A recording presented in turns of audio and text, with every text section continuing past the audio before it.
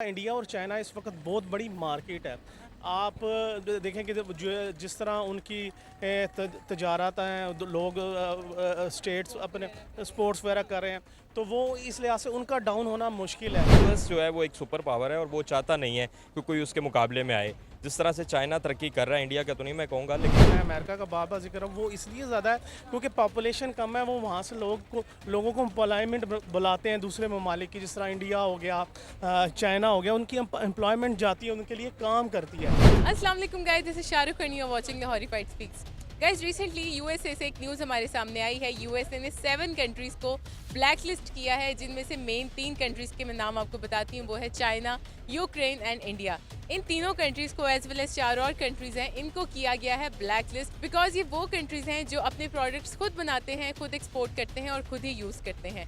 तो ये basic reason, one of the reasons है ब्लैक लिस्ट करने का। तो यही मेरा आज का टॉपिक है। मैं चलूँगी लोगों की तरफ, उनसे पूछूंगी कि यूएसए का इन कंट्रीज़ को बैन करना, इस तरह से ब्लैक लिस्ट करना, क्या सही था या गलत था, और इन कंट्रीज़ का ब्लैक लिस्ट होना क्या फ़ायदेमंद हो सकता है या नुकसानदेह हो सकता है। तो चलते हैं लोगों की तरफ और उनसे उनकी राय जानते हैं। Let's start the video.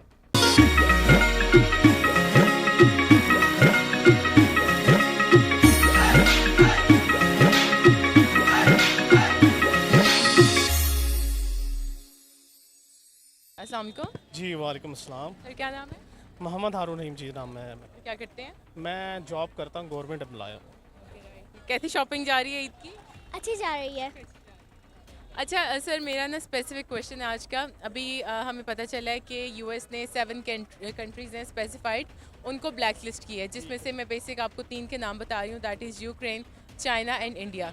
इनको कर दिया गया है ब्लैक लिस्ट। आप मुझे बताएं क्या वजह है ब्लैक लिस्ट करने की? हमें यूएस की तरफ से एक न्यूज़ सामने आई है। यूएस ने रिसेंटली 7 कंट्रीज़ हैं उनको ब्लैक लिस्ट की है, जिसमें से मेन 3 कंट्रीज़ हैं। मैं नाम आपको उनके बताने वाली हूँ। That is China, India and Ukraine.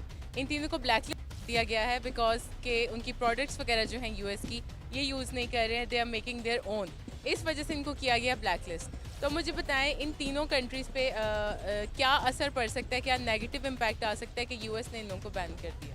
America जो है सुपर पावर है और वो अपनी रेट कायम करना चाहता है पूरी दुनिया में। अब उससे रिलेटेड जो जिस मुल्क में जो भी काम करना चाह रहा होता है, अगर वो मुल्क उसके मुताबिक काम नहीं करता, वो उस सिलसिले में फिर उसको बैन करना शुरू कर देता है। लेट्स से कि आपने अभी रिजीम चेंज का वर्ड हमारे पाकिस्तान में भी यूज़ हो रहा है। हमारे जो से एक्स प्राइम मिनिस्टर हैं इमरान खान, वो भी इसी का एक सिलसिलेकार है जिसकी वजह से यहाँ से हटे, बिकॉज उसने जो है एब्सोल्युटली नॉट का। इसमें मुख्तलिफ वजूहत हैं, कोई एक वजूहत नहीं। एक तो गवर्नमेंट की पॉलिसीज़ भी आती हैं कि उनका आपस में इतना मेल जोल या मिलाप नहीं होता, या उनका साथ नहीं होता, या इकनॉमिक या फॉरेनली वो इनसे तामुन नहीं करते। तो इस वजह से ये मैं तो समझता हूँ ब्लैक लिस्ट करने की ये वजह है। अमेरिका चाह रहा था कि हमसे अड्डे ले यहाँ पे अपने काम के लिए, एज सच चीन फॉलो अप रखने के लिए, और इसी तरह अफ़गानिस्तान को जिस पे हमारे एक्स प्राइम मिनिस्टर ने जो सा कहा कि मैं नहीं करना चाहता, तो उसका आप नतीजा आप देख सकते हैं कि अभी हमें जो प्रॉब्लम हुए हैं वो उसके सिलसिले में अब एक नैरेटिव बन गया हुआ है। सब लोग हो गए हैं, आप भी अवेयर होंगी, आम आवाम भी अवेयर होगी, और उनका एहतजाज हो रहा है कि ये रजीम चेंज हुई है। और दूसरा एक मजहबी तशद्दुद या एक मजहबी जो एक बना हुआ है, इस बड़ा अफसोसनाक वाक़या है कि ये मजहबी इंतहा पसंदी एक वजह हो सकती है मेरे नज़दीक। देखें कि इस तरह पाकिस्तान में भी इस तरह की प्रोडक्ट्स थी जहाँ उनको मना किया गया। पता नहीं इसराइल की प्रोडक्ट्स आई थी एक, जो मैंने इस सोशल मीडिया में इश्तिहार आया कि इसे इस्तेमाल से बैन कर दें। उन्होंने पता नहीं नबी पाक सल्लल्लाहु अलैहि वसल्लम के ख़िलाफ़ कोई गुस्ताही की थी। तो मैं तो इसकी वजूहात ये समझता हूँ। तो ये अमेरिका का हमेशा से फंडा रहा है। जो भी कोई भी सुपर पावर होती है वो चाह रही होती है अपने रेट काम कर रहा है। इस वक्त चाइना हो गया, ठीक है, रूस हो गया, ये दुनिया में अपना आप को मनवाना चाहते हैं कि भी हम भी हैं। चाइना का जो सा स्टांस है वो अलग है, वो किसी मामला में मदाखलत करता नहीं है। वो चाहता है कि वो न्यूट्रल होकर काम करे। लेकिन अमेरिका जब भी किसी मुल्क में जाता है अपनी रेट कायम करता है। जिस तरह अफगानिस्तान था, अफगानिस्तान में गया, उसने अपनी रेट कायम की। और उसके जो है ना एंटी रोनलेस उसका जो से हालात है, आपने देखा कि अब आके वो निकल गया उधर से। मेरे ख्याल से अगर उन्होंने बैन किया और जिस वजह से बैन किया है तो वो एक अच्छी वजह है उन कंट्रीज़ के लिए जिनको बैन किया है, क्योंकि वो अगर ख़ुद मुख्तार हैं और अपनी प्रोडक्ट खुद बना रहे हैं तो मेरे ख्याल से इससे अच्छी बात तो कोई हो नहीं सकती। इतनी अगर सॉलिड रीज़न, क्योंकि यूएस जो है वो एक सुपर पावर है और वो चाहता नहीं है कि कोई उसके मुकाबले में आए। जिस तरह से चाइना तरक्की कर रहा है, इंडिया का तो नहीं मैं कहूँगा, लेकिन यूएस को इन कंट्रीज़ को ब्लैकलिस्ट करने पे ये कंट्रीज़ पे कितना इफेक्ट आ सकता है, कितना नेगेटिव? आएगा जी, जारी बात है उनकी इकानमिक डाउन होगी जब उनकी चीज़ें इस्तेमाल में नहीं लाई जाएंगी। बहुत इस तरह की उनकी जो प्रोडक्ट्स हैं वो एक उनकी पैदावार होती है और मुल्क में इकनॉमिक बढ़ती है, वो मईशत बढ़ती है और वो डाउन होगी और ये एक जज्बाती फौरी फ़ैसला होता है।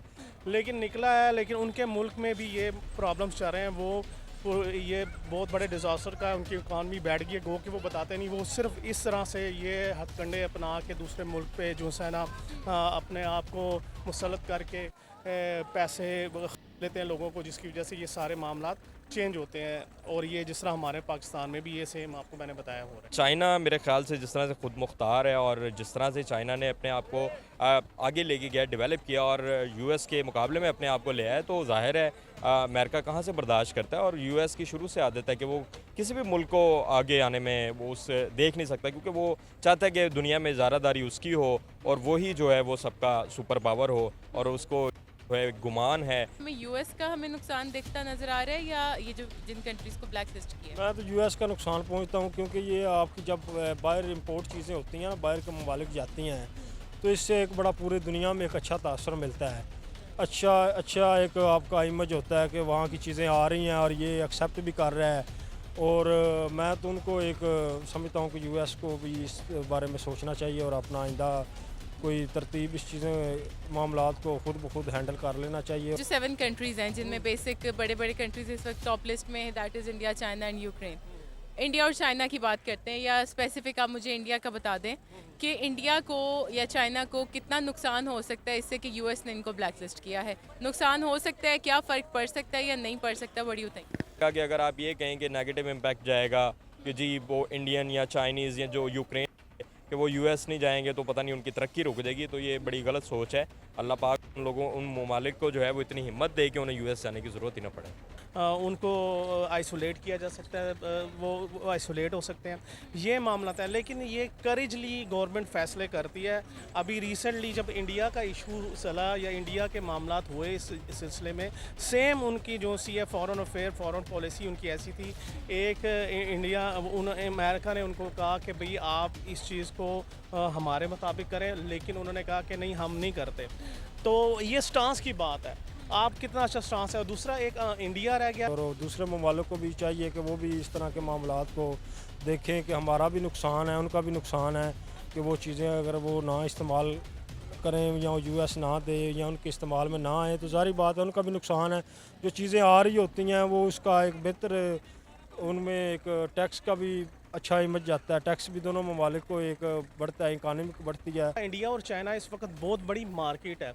आप देखें कि जो जिस तरह उनकी तजारत हैं, लोग स्टेट्स अपने स्पोर्ट्स वगैरह कर रहे हैं, तो वो इस लिहाज से उनका डाउन होना मुश्किल है। लेकिन क्योंकि उनकी पॉपुलेशन ज़्यादा है, वो ज़्यादा उधर आबादी ज़्यादा है, तो वो इसलिए ज़्यादा वो अपने पॉपुलेशन की तरफ गौर करते हैं। अमेरिका या ये जो सही है अमेरिका है, मैं अमेरिका का बार बार जिक्र हूँ, वो इसलिए ज़्यादा है क्योंकि पॉपुलेशन कम है। वो वहाँ से लोगों को एम्प्लॉयमेंट बुलाते हैं दूसरे ममालिक की, जिस तरह इंडिया हो गया, चाइना हो गया, उनकी एम्प्लॉयमेंट जाती है, उनके लिए काम करती है। यूएस पे देखें, अब यहाँ पे हम यूएस की बात करते हैं, उनको क्या कोई नुकसान होने वाला है इस चीज़ का कि ब्लैक लिस्ट किया गया 7 कंट्रीज़ को?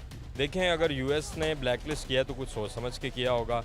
उनको क्या नुकसान होगा ये तो वही बता सकते हैं, क्योंकि अमूमन आप देखें कि जो हम एशियंस होते हैं वो यूरोपियन कंट्रीज़ में या अमेरिका में या इंग्लैंड में इस वजह से जाते हैं कि ज़ाहिर है वहाँ पर हम लोग जाके जिस तरह से काम वगैरह मजदूरी वगैरह कर लेते हैं, तो हमारी यहाँ पे वेजेस बहुत कम है, वहाँ पर वेजेस बहुत ज़्यादा हैं, तो हमारे लिए वो काम अच्छा होता है और इसीलिए हम लोग वहाँ पे जाते हैं। तो ये भी उनको प्रॉब्लम हो सकते हैं कि यार वो उनके मुल्क को बैन कर दे, लोगों को आना जाना बैन कर दे, ये प्रॉब्लम वो कर सकते हैं।